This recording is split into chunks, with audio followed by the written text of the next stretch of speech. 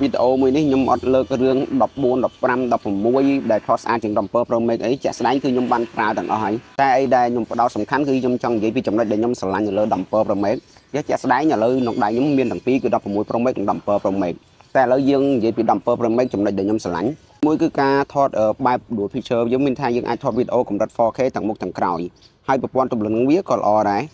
ទី2វាអាចថត optical បានដល់ 8x អញ្ចឹងមានថាយើងអាចថតមករៀងគៀកជាងយើងដែរហើយចំណុចមួយទៀតគឺការថតរូបបែប portrait វាចាក់ស្ដែងខ្ញុំថតច្រើនសន្លឹកហើយគឺ10 Pro Max វាកាត់ត្រេសក់ឬកាត់ស្នាមល្អជាង16 Pro Max ឥឡូវក៏មកខ្ញុំចេះទៅថាឥឡូវយើងមកថតរូបភ្លាមផុសភ្លាមអ្នកនរគ្នាមើលនេះសម្រាប់ model យើងនេះបាទស្រីស្អាតបាច់មើលទេធម្មតាតែមានប៉ុណ្ណឹងដឹងតែម្ចាស់ហាងហើយតែឥឡូវទៅមើលគុណភាពរូបថត